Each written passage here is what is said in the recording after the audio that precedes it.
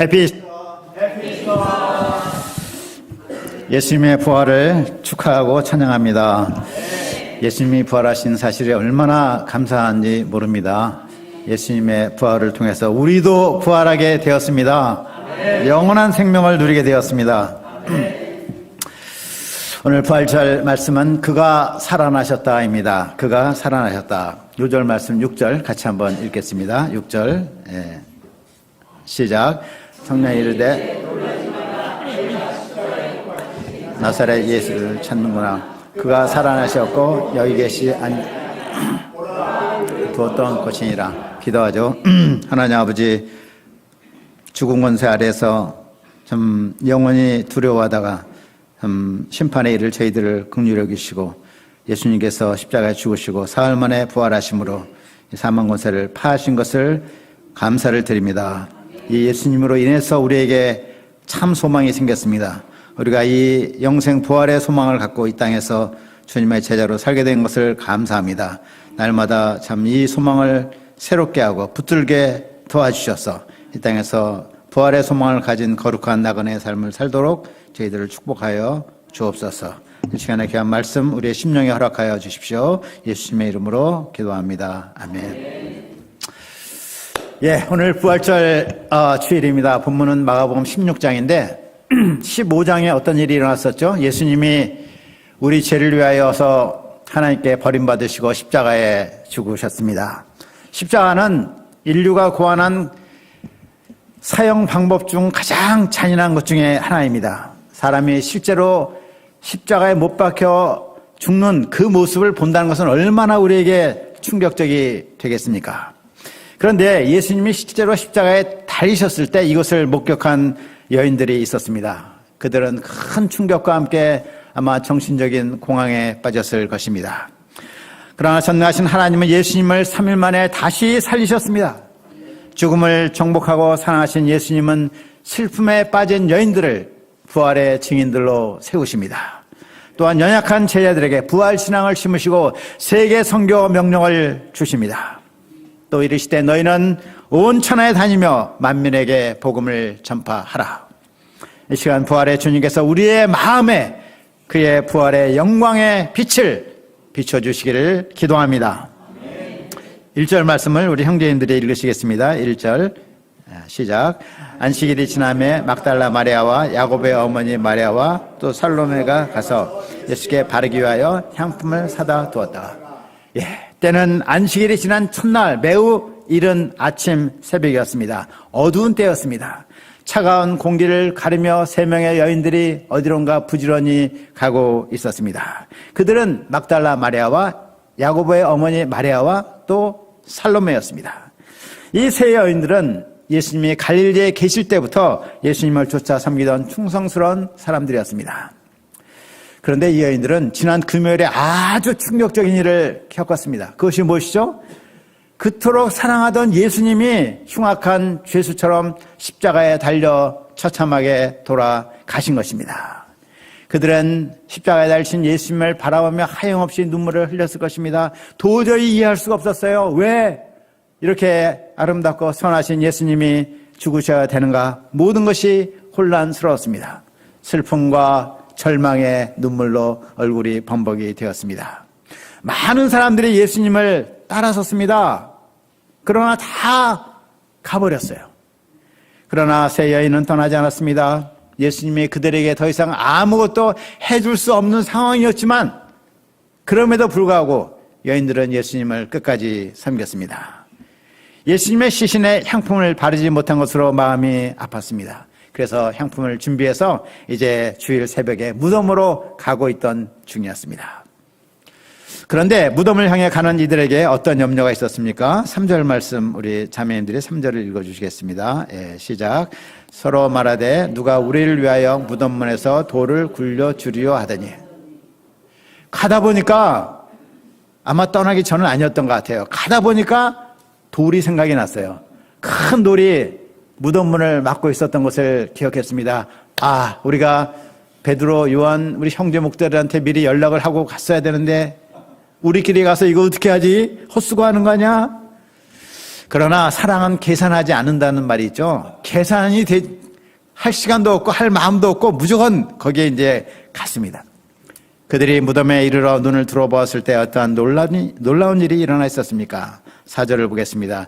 눈을 들어본 즉 벌써 돌이 굴려져 있는데 그 돌이 심히 크더라. 돌이 굴려져 있었어요. 여인들은 심상치 않은 일이 일어난 것을 예감했을 것입니다. 주위를 둘러보았습니다. 아무도 없었습니다. 조심스럽게 무덤 안으로 한 발짝 들어갔습니다. 그들은 무덤 안에서 무엇을 보았습니까? 5절 말씀을 보십시오. 무덤에 들어가서 흰옷을 입은 한 청년이 우편에 앉은 것을 보고 놀라매. 무덤 안에 예수님의 시신이 이렇게 뉘어져 있어야 되었잖아요. 그런데 흰옷 입은 한 청년이 앉아 있었어요. 어머나! 얼마나 놀랬겠어요. 막 서로 막 부둥켜 안고 그랬을 거예요. 이때 흰옷 입은 청년이 여인들에게 말합니다. 같이 한번 6절을 읽겠습니다. 6절 시작. 청년이 이르되 놀라지 말라. 너희가 예수를 찾는구나. 그가 살아나셨고 여기 계시지 아니하니라. 보라 그를 두었던 곳이니라. 마태복음과 요한복음에 따르면 이 청년은 하나님 보내신 천사였습니다. 천사는 여인들에게 놀라지 말라 진정시키고 이제 다시 놀라게 하는 말씀을 줍니다. 너희가 십자가에 못 박이신 나사렛 예수를 찾는구나. 그가 살아나셨고 여기 계시지 아니하니라. 보라 그를 두었던 곳이니라. 천사는 말해요. 그가 살아나셨다. He has risen. 예수님이 다시 살아나셨다니 여인들은 도저히 믿을 수가 없었습니다. 그들은 아직도 눈과 귀에 생생합니다. 예수님이 하늘을 향해 절규하셨습니다. 엘리 엘리 라마 사박다니 나의 하나님 어찌하여 나를 버리셨나이까. 그리고 큰 소리로 다 이루었다 하시고 머리를 숙이신 것을 기억합니다. 한 군병의 창으로 예수님의 옆구리를 푹 찌르자 물과 피가 쫙 나온 것을 기억합니다.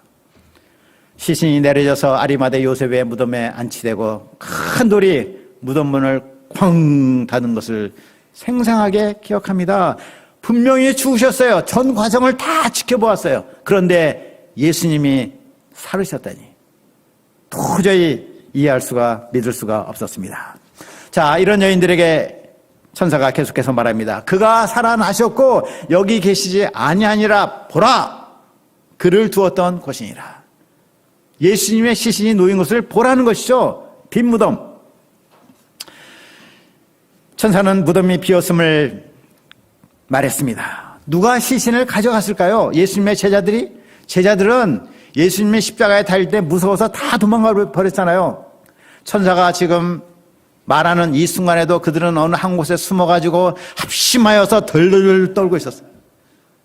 종교 지도자들이 아니 예수님의 시신이 없어지면 도리어 부활했다는 소문이 날 거 아닙니까? 예수님의 빈 무덤은 주님의 부활의 강력한 증거입니다. 천사는 더 나아가서 예수님의 생전에 하신 말씀을 전하라고 합니다. 7절을 보겠습니다. 가서 그의 제자들과 베드로에게 이르기를 예수께서 너희보다 먼저 갈릴리로 가시나니 전에 너희에게 말씀하신 대로 너희가 거기서 배우리라 하라 하는지라. 예수님은 생전에 이미 자신의 부활을 예고하셨습니다. 제자들 어디서 다시 보겠다 했어요? 갈릴리에서. 예수님이 십자가에서 돌아가신 예루살렘이 아니라 그들을 처음 보고 만나고 그들을 부르셨던 그 갈릴리에서 다시 그들을 만나겠다고 말씀하셨습니다. 그 말씀을 다시 제자들에게 전하라고 하시는 것입니다. 이 얼마나 놀라운 소식입니까? 그가 살아나셨다. 그가 살아나셨다. 그런데 이 천사의 메시지에 대해서 여인들은 또 우리도 이렇게 생각할 수도 있어요. 구약 성경 보면 그런 경우가 있었는데 선지자 엘리야는 사르밧 과부의 아들을 다시 살게 하지 않았는가? 수넴 여인 아들을 엘리사는 다시 살게 하지 않았는가? 심지어 열왕기하 13장에 보면은 엘리사가 죽었을 때 엘리사의 뼈를 닿은 시신들이 다 일어났어요. 많은 시신들이 다시 살아나지 않았는가? 예수님도 나인성 과부의 아들을 살리셨고 야이로의 딸을 살리셨고 무엇보다 나사로야 나오라 하시면서 죽은 지 나흘이나 된 나사로를 살리지 않으셨는가? 베드로도 사도 바울도 비슷한 일을 하지 않으신가? 이렇게 생각을 할 수가 있습니다. 죽은 자가 살아난 일이 기적이긴 하지만 있지 않은가? 예수님의 부활도 놀라운 기적이긴 하지만 유일한 기적은 아니지 않은가? 그렇게 특별한 일은 아니지 않은가? 이렇게 생각할 수도 있다는 것이죠. 그런데 예수님의 부활은 차원이 다른 것이죠. 예수님의 부활은 단순히 육신의 생명이 죽었다가 다시 살아난 사건, 그 이상의 사건을 말합니다. 앞에서 언급한 사람들이 다시 살아난 일들, 분명히 기적적인 것이요 놀라운 일입니다. 그러나 하나님의 능력으로 세상에서의 삶을 일시적으로 잠시 되찾은 것에 불과합니다. 때가 되면 다시 죽습니다. 이들은 죽음을 완전히 이겨낸 것은 아닙니다. 이런 점에서 그들이 다시 살아나는 것을 부활했다라기보다는 소생했다라고 말하는 것이 적절하다고도 합니다. 예수님의 부활은 전혀 다른 것입니다. 예수님의 부활은 죽음을 이기시고 시간과 공간을 초월한 영혼의 세계, 하나님의 생명의 세계로 넘어가신 사건입니다. 예수님은 죽음을 완전히 이기시고 죽음을 깨트리셨습니다. 다시는 죽음이 지배하지 못하는 영원한 생명으로 살아나셨습니다. 예수님이 이런 부활을 하심으로 인해서 전능하신 하나님의 권능을 나타내시고 하나님의 아들로 선포되셨습니다. 자, 그러면 예수님의 이런 부활의 의미가 무엇입니까? 한마디로 예수님이 죽음의 권세를 파하셨다는 것입니다. 죽음을 죽이셨어요. 죽음은 자연스러운 현상이 아닙니다. 로마서 6장 23절에 의하면 죽음은 죄의 삭시라 되어 있어요. 죄의 삭, 죄의 대가 또는 죄의 결과, 이렇게 말할 수 있어요. 처음 사람 아담의 범죄로 인해서 죄가 세상에 들어왔습니다. 죄와 함께 죄의 결과인 죄의 삭신 죽음도 같이 들어왔어요. 세상에 들어온 이후 죽음은 점점 그 막강한 힘을 발휘하기 시작했습니다. 죽음은 모든 사람을 그 발 아래 굴복시켰습니다. 모든 생명체는 자기 생명을 잃지 않고자 필사적으로 투쟁합니다. 사람도 죽지 않기 위해서 비굴하게 되기도 하고 원치 않게 배반하기도 하고 이기적이 되기도 합니다. 실로 모든 사람은 일생 동안 죽기를 무서워하며 마귀의 종으로 살게 된 것입니다. 죽음이란 단어는 서양에서는 금기어예요. 금기어. 말하면 안 돼. 그런 말. 절대적으로 필사적으로 그로부터 최대한 멀리 도망가야 될 그 무엇이 되었습니다. 물론 요즘에는 이렇게 말씀하시는 분들도 있어요. 노인분들 특히 요즘 사람들 너무 오래 살아. 길을 가다 보면 죄다 나이 많은 사람들이야. 나 같은 사람은 빨리 세상을 떠나는 것도 좋은 일이야. 2020년 통계를 보니까 우리나라 남녀 합쳐서 평균 수명이 83세입니다. 그런데 건강 수명이 73세라고 되어 있어요.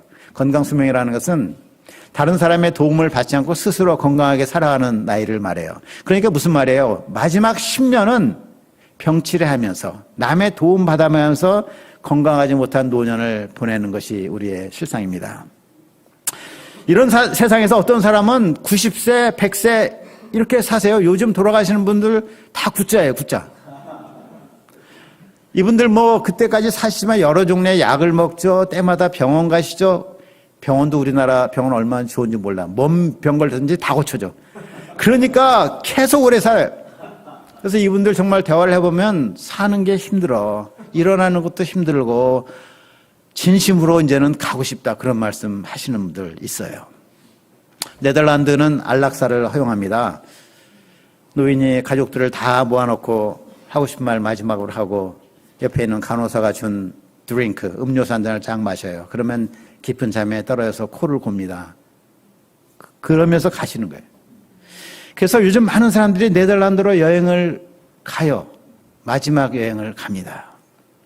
이런 세상에서 죽음이란 그다지 나쁘지 않은 옵션, 선택이 아닌가 하는 생각도 합니다. 그러나 현재의 삶이 힘들어 세상을 떠나고 싶다고 말해도 죽음은 여전히 두려운 것이에요. 왜 그래요? 죽음 이후에 무슨 일이 일어날지 전혀 알 수가 없어요.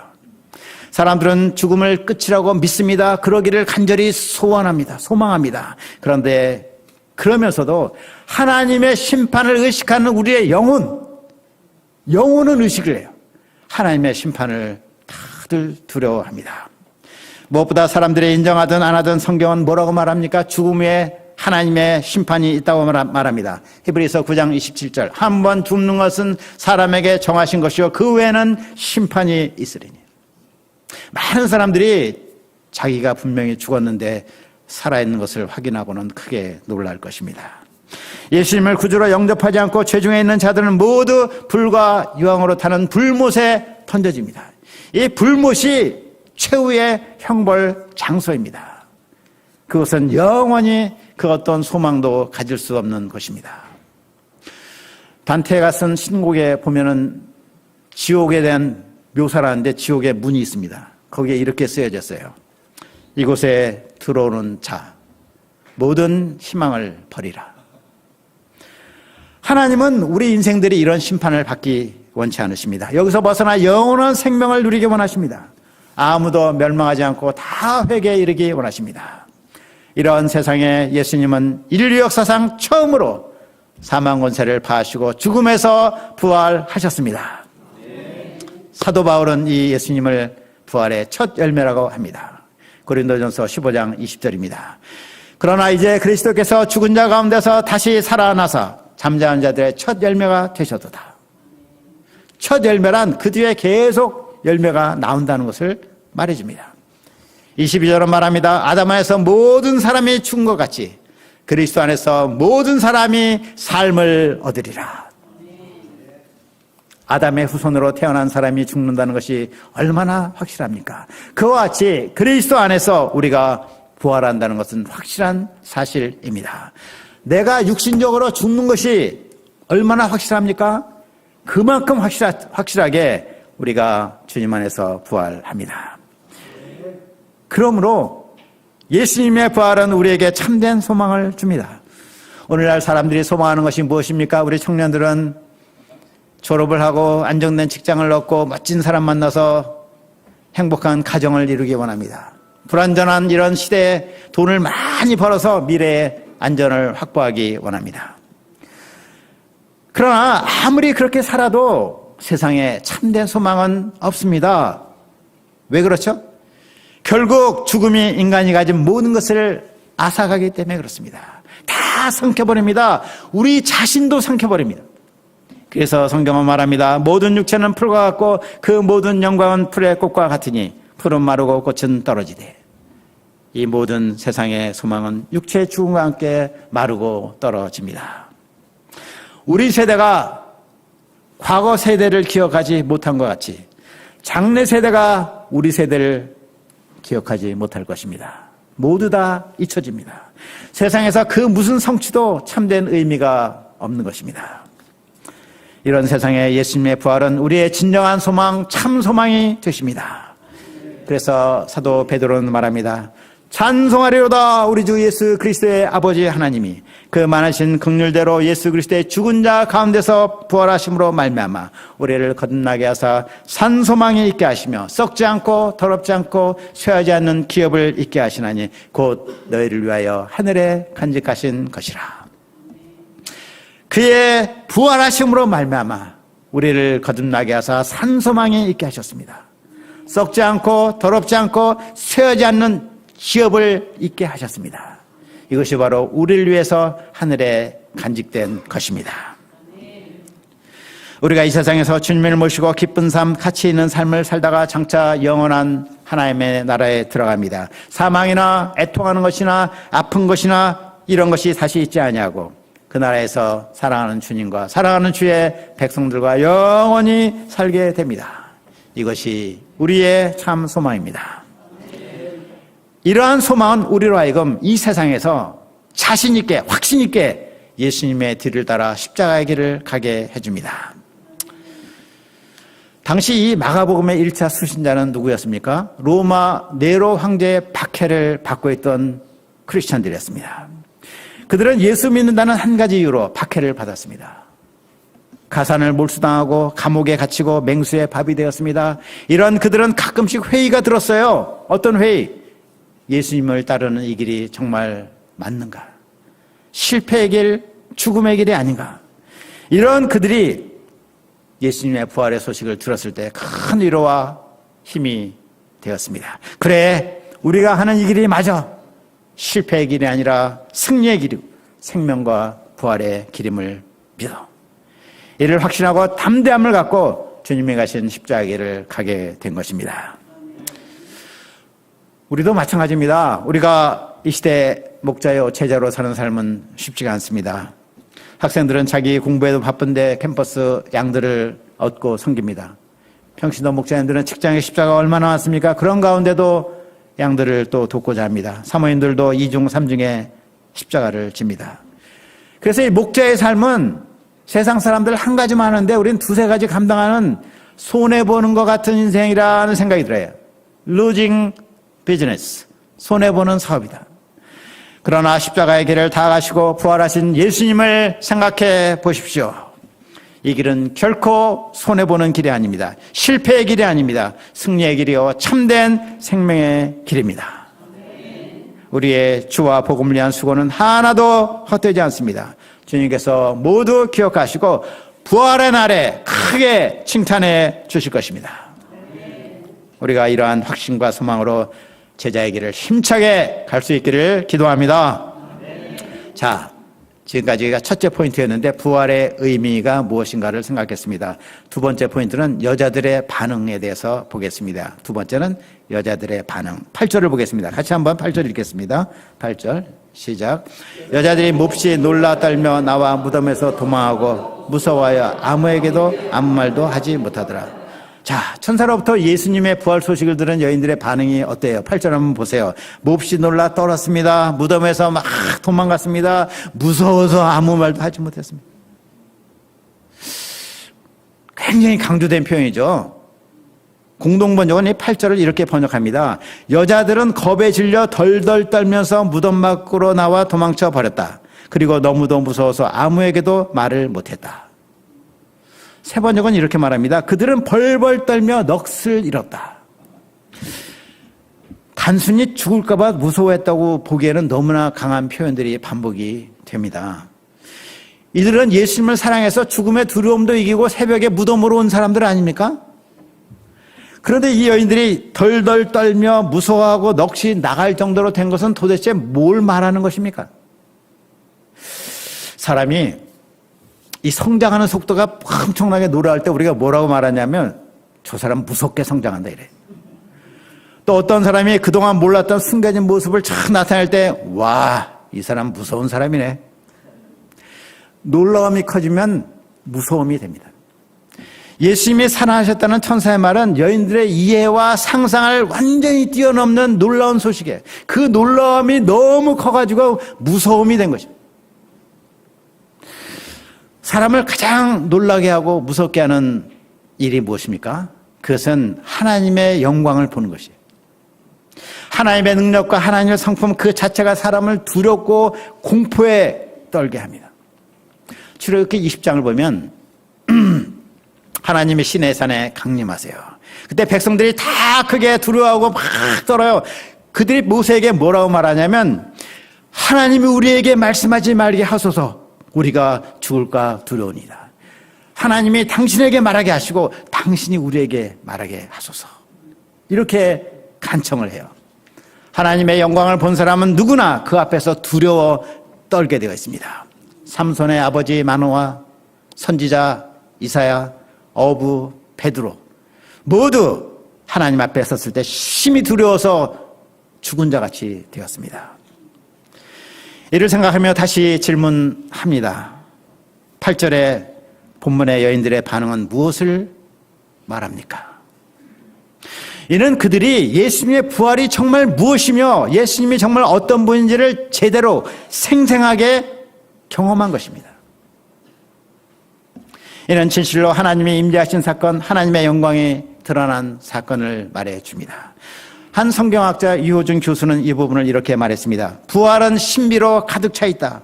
부활에 직면해 본 사람은 그것이 그들의 눈과 귀와 마음의 역량을 넘어서는 그 무엇이란 사실을 경험한다.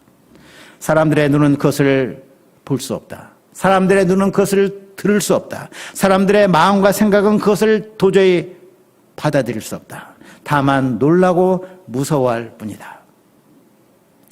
죽음은 무서운 것임에 틀림이 없습니다. 그러나 죽음보다 더 놀랍고 무서운 것이 있는데 그것이 무엇이죠? 부활입니다. 부활을 경험한 사람, 부활을 정말 믿는 사람에게는 죽음은 더 이상 무서운 존재가 아닙니다. 그래서 사도 바울은 외칩니다. 사망아 너의 승리가 어디 있느냐? 사망아 네가 쏘는 것이 어디 있느냐? 그는 부활의 영광을 확신하며 죽음을 비웃었습니다. 세상을 살아가며 우리는 때마다 죽음이 드는 권세를 느낍니다. 우리는 때마다 죽음이 쏘는 스팅, 독화살에 맞아서 비틀거립니다. 그러나 부활에 대한 믿음은 우리를 일으켜 세웁니다. 부활을 경험한 사람은 죽음의 경험도 기꺼이 감수해 나갑니다. 여기에 바로 초대교회 성도들이 그처럼 혹독한 박해를 견딜 수 있었던 비밀이 있는 것입니다. 자, 이 시대 우리가 어떻게 우리에게 임하는 모든 고난과 십자가를 감당할 수 있을까요? 부활을 믿는 믿음으로 감당할 수가 있습니다. 그런데 부활은 말이죠, 쉽게 믿을 수 있는 주제가 아닙니다. 쉽게 받아들일 수 있는 토픽이 아니에요. 내가 믿는다고 하지만은 머리로만 믿는 경우가 대부분입니다. 그래서 우리는 기도합니다. 하나님께서 우리에게도 특별한 은혜 주셔서 예수님의 부활이 여인들에게 임했던 것처럼 우리에게도 임하게 하소서. 우리의 삶이 점점 더 부활의 소식에 압도되기를 기도합니다. 그래서 내 자신의 부활도 정말 이론이 아니라 실제 리얼한 것임을 믿는 부활의 증인들이 되기를 기도합니다.